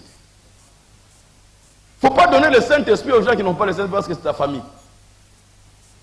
Non, on distribue. Le Saint-Esprit n'entre pas dans ma famille parce que c'est juste. Non. Chacun de mes enfants doit avoir le Saint-Esprit sur ses propres mérites avec Dieu. Face à face. Sinon, Jésus vient aujourd'hui. S'ils n'ont pas le Saint-Esprit, avec tout l'amour que j'ai pour eux, ils vont rester. Pour le feu. C'est ça la vérité. C'est ça la vérité. Si quelqu'un n'a pas le Saint-Esprit, elle va rester. Elle va rester. Parce que la Bible dit, de deux qui seront dans un lit, l'un sera pris. On parle de qui? Mais des mariés. Du couple. Ne donnez pas le Saint-Esprit à toute votre famille parce que vous êtes saint. Parce que vous êtes pasteur, alors toute votre famille. Non, non, faites pas ça. Sinon, nous n'allons jamais connaître que Billy Paul a déconné. Vous connaissez que Billy Paul a déconné, vous l'avez attrapé. On l'avait attrapé. Est-ce que l'église avait attrapé Billy Paul? L'église avait attrapé Becky. Quand Becky jouait la musique sale, est-ce que l'église était au courant? Mais comment nous sommes au courant? Parce qu'un homme de Dieu saint est monté à la chair. Vous dites Amen. Pas de compromis. Et après, on a vu ces enfants se mettre en ordre et servir Dieu jusqu'à leur mort. Becky est morte, servant le Seigneur. Joseph est là, en train maintenant de prêcher. Voilà. Joseph n'a pas eu le Saint-Esprit parce qu'il est né Joseph. Malgré tout ce qu'il a dit, Joseph, Dieu m'a dit que Joseph. Dieu m'a montré Joseph. Dieu, la colonne de feu a parlé de Joseph. L'ange du Seigneur a dit que Joseph vient. Mais Joseph, jusqu'à la mort de son père, n'avait pas le Saint-Esprit. Et lui-même, Joseph témoigne. C'est plus tard, après là, il vivait mal comme tous les autres garçons. Jusqu'à ce que Dieu touchera son cœur. Et il dit, je suis allé à l'église, je suis allé chercher un pasteur, et je me suis mis à l'autel, j'ai pleuré, il m'a aidé, il a prié pour moi, j'ai reçu le Saint-Esprit. Monsieur Lévy, tu dors, et tu as le Saint-Esprit, tu dors. Vous me suivez? Vous me suivez?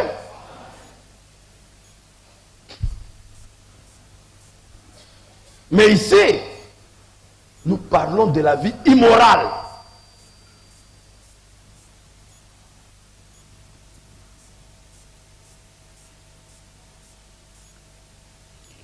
quelque chose du genre, ou qui a un comportement indécent avec elle, ou qui sort avec nos jeunes garçons, donc les PD, et qui en font des pervertis.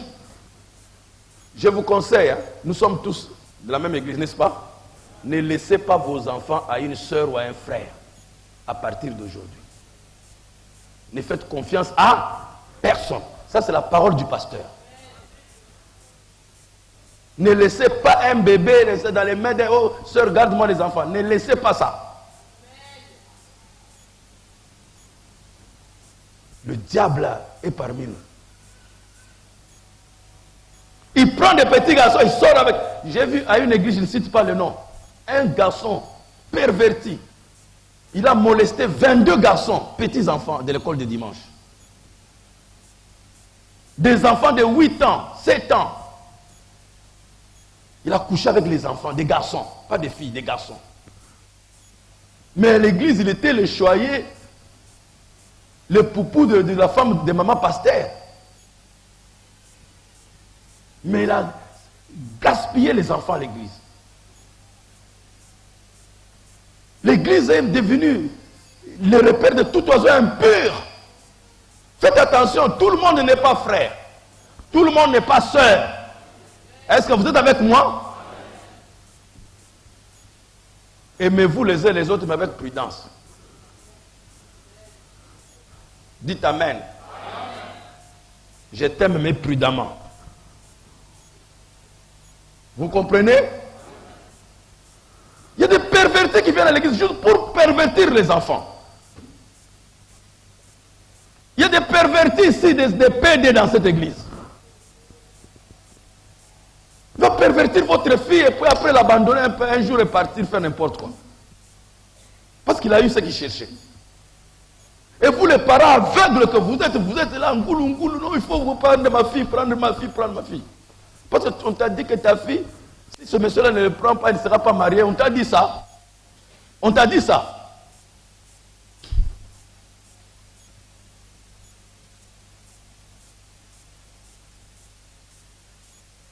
Combien de nos filles nous marions ici?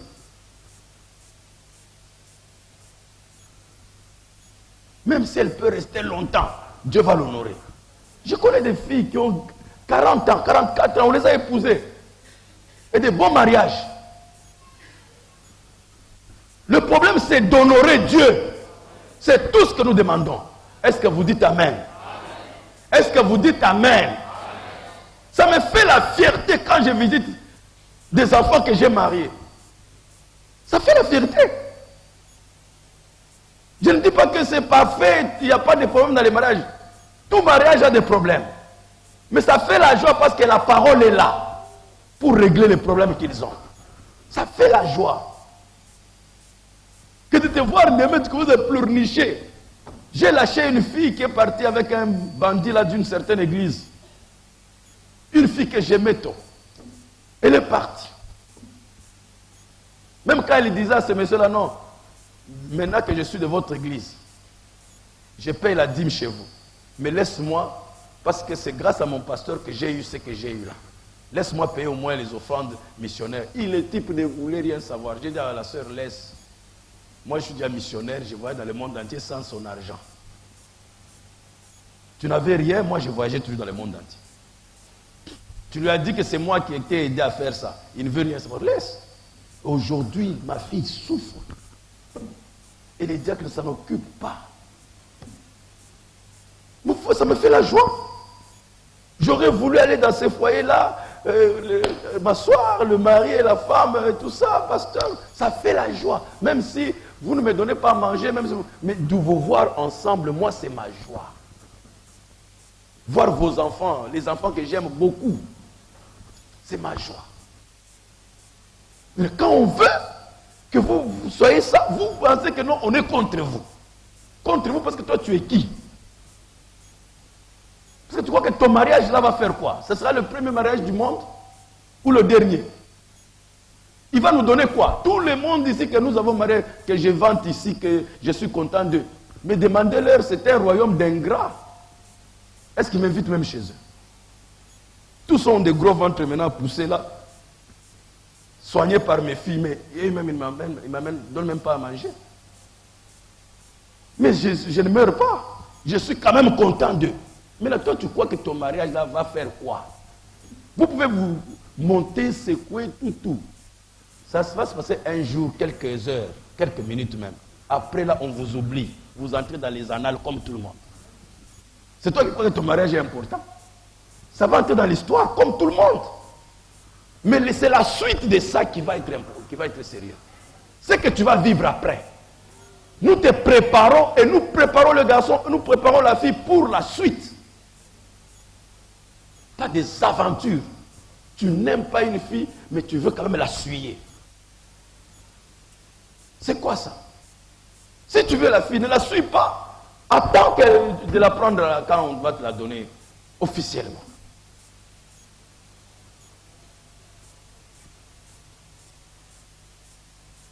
Écoutez. Vous êtes fatigué? Ces choses-là, hein, il va les pervertir. Il les rend des pervertis, quelque chose comme ça. Ces choses-là doivent être réglées sans tarder. Dites Amen. Ça doit être réglé sans? Igor, tu entends ça? Sans tarder.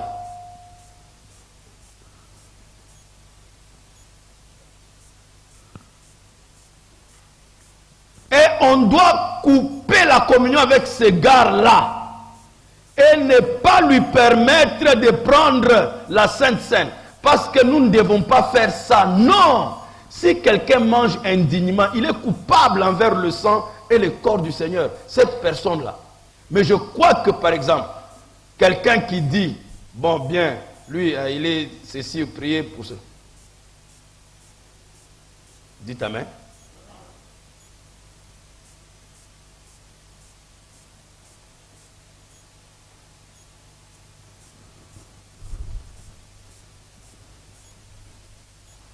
Vous dites Amen. Vous voyez maintenant comment on applique ce que Paul a dit, séparez-vous d'eux. Vous dites Amen. Vous dites Amen. Voilà, séparez-vous d'eux. Je vais terminer avec une autre citation.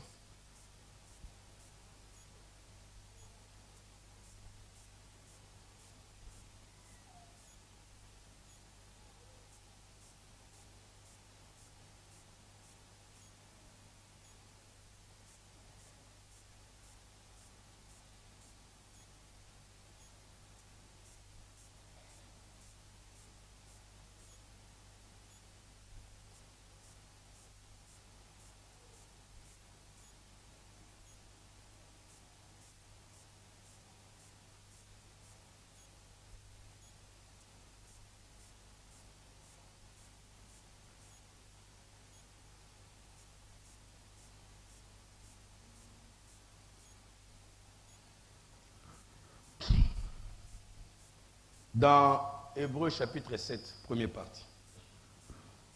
Je vais terminer avec ceci. On va continuer dimanche, Dieu voulant. Maintenant, j'aimerais que vous puissiez noter. Abraham dit, je ne prendrai même pas un lacet de la chaussure. Il n'avait pas combattu la guerre pour se faire beaucoup d'argent. Et des véritables batailles ne sont pas menées pour des motifs égoïstes. Les guerres ne sont pas combattues pour de l'argent. Les guerres sont combattues pour des motifs de principe. Les hommes combattent pour des principes. Et quand Abraham est parti pour prendre Lot, il n'est pas parti parce qu'il pensait qu'il est capable de frapper les rois et prendre toutes leurs possessions. Non, il est allé là-bas par principe de sauver son frère. Dans les guerres que nous menons dans l'église, tu peux être ici, tu n'es pas d'accord avec quelque chose, tu mènes une guerre. Si tu dois mener une guerre, dans ta vie, tu n'es pas d'accord avec quelqu'un, avec un frère, ça devait être pour un principe, et ce principe devrait être de sauver ton frère. Si tu vois un frère dans le mal, si tu veux mener la guerre contre nous, ça ne soit pas pour ridiculiser l'Église. Non, si tu trouves que nous sommes perdus, si tu penses que frère Jos est perdu, je crois que tu devais combattre pour le motif de me ramener, pas de me détruire et de m'humilier, de me salir. Non, les guerres sont menées pour des motifs justes, des principes. Dites Amen. Dites Amen. Et tout ministre qui est envoyé là par inspiration du roi du ciel n'ira pas pour l'argent ou faire de grandes églises ou pour inspirer de grandes dénominations. Il va aller seulement pour un principe qui est de ramener son frère déchu. Qu'il puisse avoir même une petite dîme, ou ça veut dire centime, dans l'offrande, ou qu'il n'y en ait pas. Ça ne me fera pas une différence. Oh, mais je gagne l'argent, je ne gagne pas l'argent, je travaille pour rien. Non, non, non, il ne fera pas, qu'il gagne ou pas, ce n'est pas son problème. Et comme j'ai dit, les véritables guerres ne sont pas combattues mais sont combattues pour les principes et non pas pour l'argent. Les femmes et les hommes qui joignent l'église, viennent dans l'église pour être populaires, parce que les Jones appartiennent là, ou ils changent leur église d'une petite église à une grande église. Tu le fais par motif égoïste. Et le principe juste n'est pas derrière ce que tu fais. Tu devrais chercher à te tenir au front de bataille. Dans ce tabernacle ici, me suivez.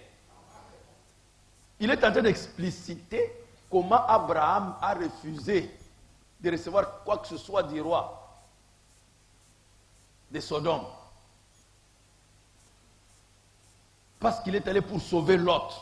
Maintenant, il vient et dit, dans ce tabernacle ici, quand les choses ne vont pas bien, quand les choses vont mal, vous les hommes et les femmes, vous allez courir, fuir, aller quelque part ailleurs, parce que ça ne va pas. Oh, vous avez appris ce qui se passe à l'église, vraiment. Vous fuyez, vous changez d'église, ou vous attendez quelque part quand les troubles vont finir pour revenir. Il y a quelque chose de faux avec votre expérience. Juste, nous avons une habitude ici. Nous avons un ordre ici. Cette église est basée sur les principes de la Bible. S'il y a quelqu'un ici que vous pensez qu'ils ne sont pas corrects, il ne fait pas quelque chose de bien, va et parle lui seul. Si tu ne peux pas le réconcilier, alors prends un frère avec toi, ou plus. Et s'il ne peut toujours pas se réconcilier, alors dites-le à l'église. Et l'église va le livrer. Dites Amen. Le chasser. Et couper et ne plus avoir la communion avec lui. Jésus a dit, tout ce que vous lierez sur la terre sera lié au ciel. Vous dites Amen. Voilà. Nous livrons au diable ce que le principe de Jésus. Quand quelqu'un vient ici pour souiller cette église, si tu connais ça, que tel frère, telle sœur vivent mal, vous gardez ça pour vous-même, tu es aussi la partie de l'église responsable. Mais si tu vois ça vite, dis ça au diacre. Si tu n'as pas la faute, va voir la personne. Ne dis même pas au diacre. Ne le dis même pas au diacre. Même pas Igor. Va directement voir le frère. Voir la sœur. Dis, frère, ce que tu fais ici, c'est contraire à la parole. Arrête. Réconcilie-toi avec Dieu. S'il ne veut pas, tu prends maintenant une autre personne. Et quand tu prends la personne, ne dis pas à la personne, tu sais, je t'amène là parce que j'ai trouvé frère Jos en train de faire ça. Tu dis, est-ce que tu peux m'accompagner? Il va apprendre quand tu seras devant le frère. Tu lui dis, frère, la fois passée, je t'ai vu, je t'ai dit ça, ça, ça, ça. Mais là, comme tu ne t'es pas réconcilié, j'ai amené un témoin. Il ne veut pas prendre un autre frère. Il ne veut pas, maintenant vous amenez le problème à l'église. Et là, l'église va s'en occuper. Lui donner 2 semaines seulement pour se réconcilier. On vient dire toute la situation à l'église. Le frère tel, on cite maintenant le nom. Tout ce temps ici, quand on traite entre nous là, on ne cite pas les noms. Quand ils se réconcilient, personne ne saura en dehors de ceux qui sont impliqués. Vous comprenez? Ça reste là, on enterre, ça finit. Mais quand ils ne se réconcilient pas et qu'on a atteint le niveau de l'église, là maintenant on vient lire le cas à l'église avec précision, détail. Et on dit sur base de ça, nous lui avons donné, ou nous leur avons donné un délai pour venir se repentir. 2 semaines. S'ils ne veulent pas, 2 semaines après, on vient, mettons-nous debout. Tel jour, on avait averti le frère. Après que le frère tel l'ait vu, l'autre l'ait vu, ainsi de suite. Et l'église lui a parlé, n'a pas voulu. Maintenant, aujourd'hui, nous devons le libérer du sang de Jésus. Il doit quitter le sang maintenant. On va le livrer dans les mains de Satan.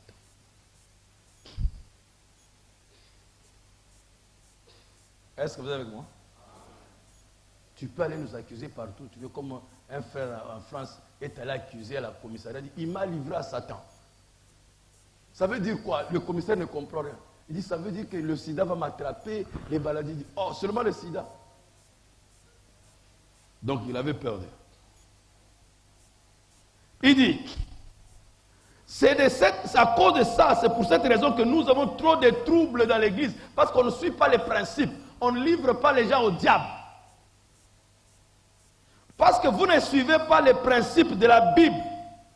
Si quelqu'un dans l'église est en train de causer des troubles ou quelque chose ne va pas, ce n'est pas de votre devoir d'en parler à un homme ou à une autre femme. Vous dites amen? C'est votre devoir d'aller vers cet homme ou cette femme. Dites-lui son erreur. Ne le dites pas aux gens. Dites à la personne, dites amen, et que ça reste entre vous. Et si il ne vous écoute pas, prenez quelqu'un d'autre avec vous. S'il n'écoute pas, alors que l'Église le livre.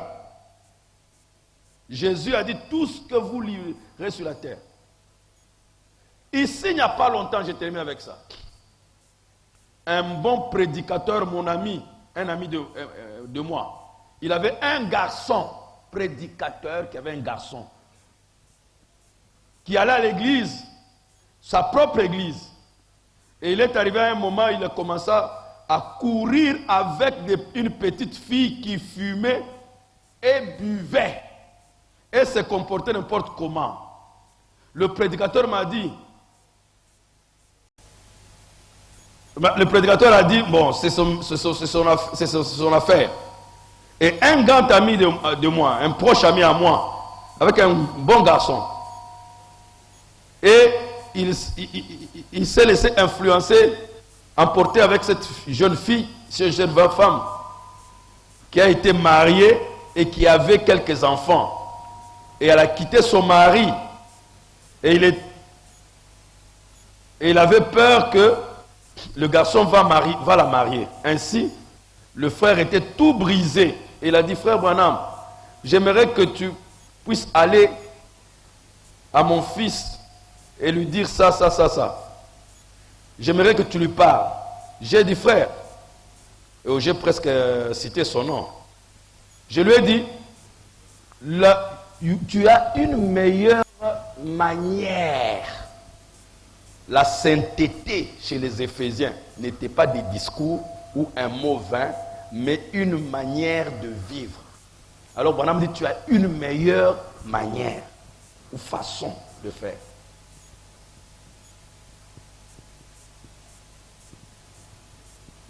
Amen.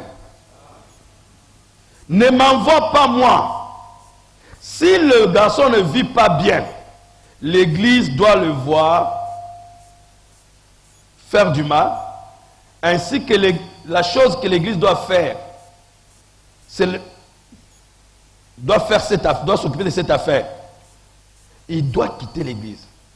L'église doit aller vers lui et le lui dire. Ainsi, il a pris un frère, ils sont allés lui parler.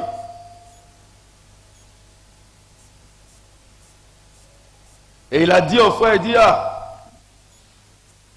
je m'occupe de mes propres affaires ou quelque chose comme ça.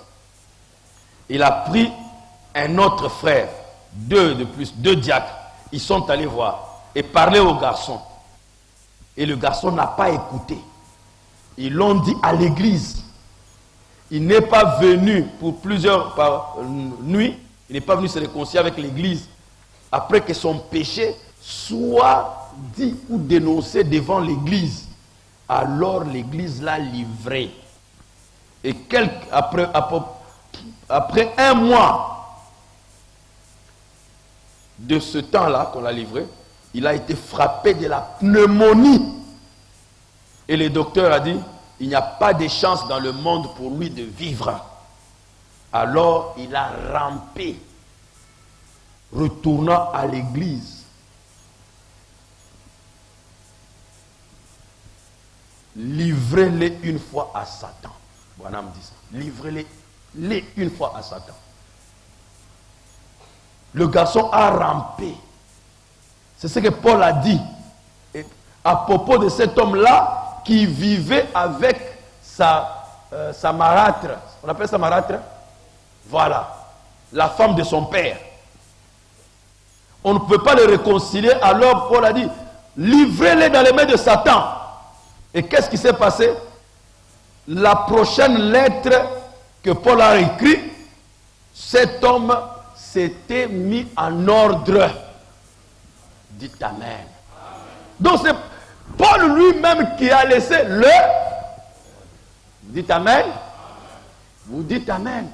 Voilà le modèle.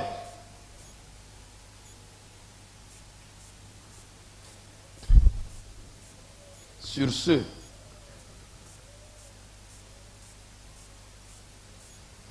tous ceux en dehors, je crois qu'il y a peut-être 2 cas, ou un cas, je ne sais pas, qui avait déjà arrêté la date du mariage cette année ici. Les autres cas, fiançailles, fréquentation, vous arrêtez jusqu'à ce que je vous enseigne qu'est-ce que les fréquentations, qu'est-ce que les fiançailles et qu'est-ce que le mariage. Tout le monde arrête. Parce que le rapport que j'ai eu de Igor et de Arnaud est trop décevant sur les fréquentations et les fiançailles. Trop décevant. Au lieu que j'arrête, j'annule tout. Je préfère que vous arrêtiez. Je vais enseigner. Peut-être, je me suis dit, ça fait longtemps, j'ai enseigné à vos mères ou à vos grandes sœurs ou comment. Dans les réunions des jeunes, c'est peut-être ça qui les a aidés à bien se marier. Comme je ne l'ai pas fait très longtemps. Je supporte encore jusqu'à ce que je vous enseigne. Mais je vous dis ceci. Quand je vais enseigner, vous allez reprendre. Après, il n'y aura pas de grâce ni de miséricorde. Est-ce que vous êtes avec moi? Il n'y aura pas de grâce ni de miséricorde. Après que je vous ai enseigné comment, qu'est-ce que les fréquentations, qu'est-ce que les fiançailles, qu'est-ce que le mariage. Dans le temps, j'enseignais ça, seulement les jeunes viennent samedi. Mais cette fois-ci, je vais prendre au moins un dimanche ou 2 dimanches. Peut-être que je commence à parler de ce dimanche ici qui vient. Parce qu'à un moment donné, même les parents étaient déphasés. Ne comprennent pas qu'est-ce que les fréquentations, qu'est-ce que les fiançailles, qu'est-ce que c'est. Peut-être qu'il faut que je prenne un dimanche où j'introduis et puis que je m'occupe des jeunes pendant un temps. Peut-être que je vais vous amener tous, comme certains, beaucoup de sont en vacances à Côte-Mater, comme on a une salle des ministres là-bas. qu'on a fait. Mais après vous avoir enseigné les fiançailles, les fréquentations, et quoi? Une simple erreur, vous serez puni, et à la manière qu'il faut être puni. Êtes-vous avec moi? Inclinons nos têtes. Seigneur notre Dieu, merci pour m'avoir accordé le privilège de m'incliner devant ta face. Tu ne changes pas, Père, tu ne changeras jamais. Merci. Ces choses sont placées dans le message aussi simplement, mais nous avons manqué de les mettre en ordre, en pratique. Et voilà pourquoi nous avons eu tous les troubles que nous avons eus, Seigneur. Nous avons eu des sentiments charnels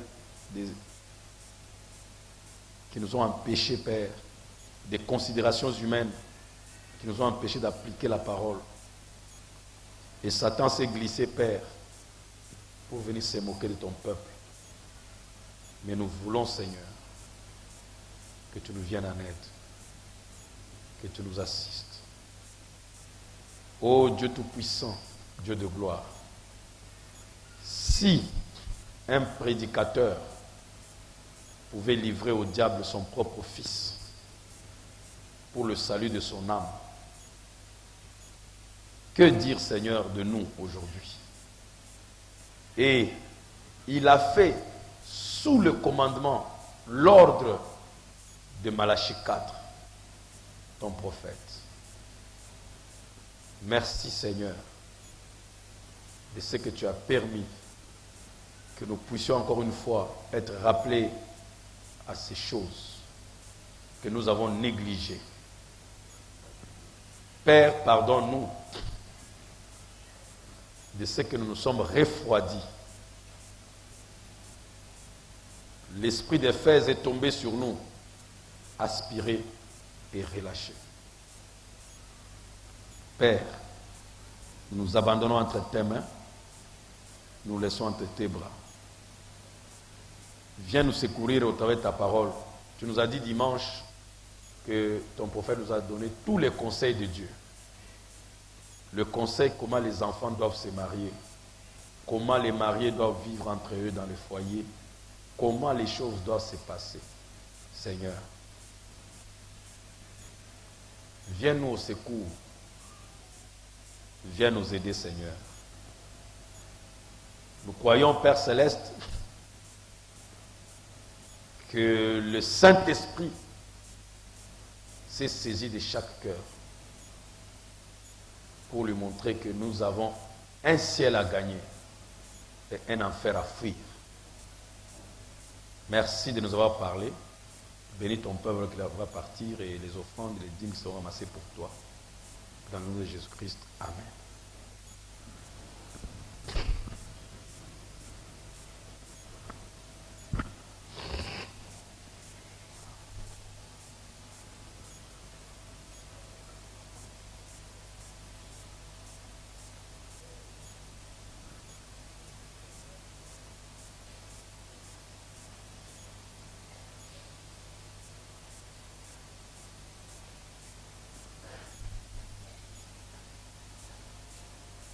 Pendant qu'on récolte les offrandes,